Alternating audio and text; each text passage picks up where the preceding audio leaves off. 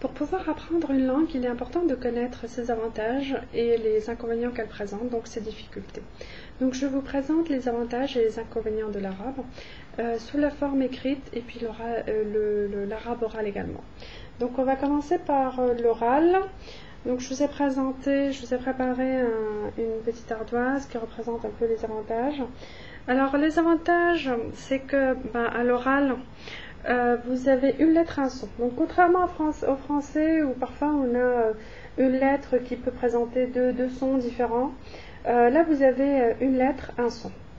Alors je vous donne juste quelques exemples. Le B qui s'écrit comme cela, le T, donc le T de Tatiana, de le Ti. Le Ti, en français le T peut se dire ti ou peut se dire ti.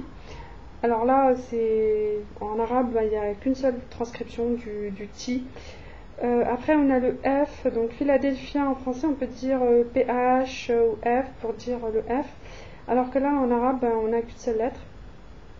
Le J, la même chose. En français, on peut l'écrire sous forme de J ou GU, donc jugeote.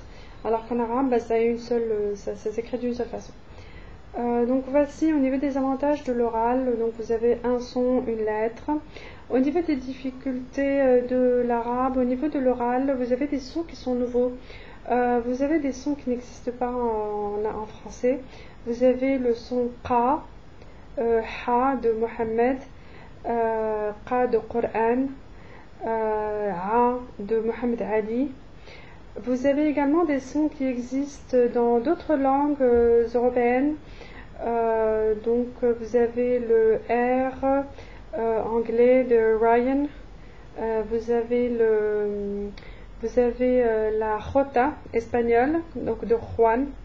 Vous avez le T de thousand, these, those. Et vous avez le th de thousand et puis le D de these or that. Donc le D et le T. Vous avez également des sons qui n'existent pas en arabe. Vous avez les consonnes V, P et G qui n'existent pas en arabe. Et vous avez également les voyelles qui n'existent pas en arabe. Vous avez donc les voyelles E, O, U, les voyelles composées également en, on, en. Après, en arabe, il n'y a que les voyelles suivantes A, I, OU. Après, le E se transforme en A ou I, plutôt en I. Le E se transforme en I. Le U se transforme en I également. Donc vous avez trois voyelles en arabe. Et puis après vous avez les mêmes lettres. Une des dernières difficultés, c'est que les mêmes lettres peuvent avoir un son emphatique ou un son doux. En français ça existe au niveau du T, donc le T de Tatiana, ça peut se dire T ou T. Là en arabe on a ça plus d'autres sons, donc le C, le S, donc le S de Sandra. Donc ça peut se dire avec un son doux ou un son emphatique. Le son emphatique c'est plus, on met la langue plus vers l'intérieur pour la pousser. Je donne juste l'exemple de Diana. En français on va dire plutôt Diana, on va plutôt dire Diana, donc plus un son doux, mais par contre en anglais ils ont plus le son emphatique, le Diana, c'est beaucoup plus profond.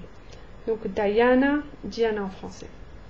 Donc voilà au niveau de l'oral les avantages et les inconvénients. Et on va passer au niveau des avantages et des inconvénients ou des difficultés à l'écrit.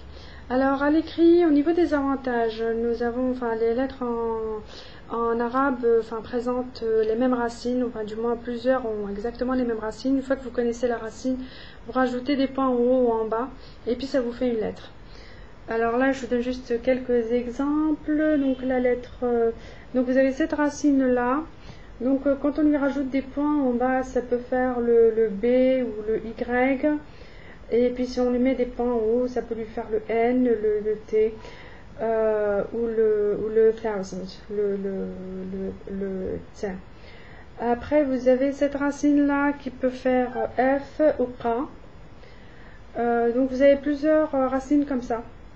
Et puis après, un des avantages, un des gros avantages de l'arabe, c'est que il n'y a pas de majuscules, minuscules, c'est exactement les mêmes lettres partout. Et puis les lettres s'imbriquent les unes avec les autres, comme je vous montre ici. Donc là, on a mis le B, on l'a collé avec le T, on l'a collé avec le F. Donc ça s'imbrique totalement.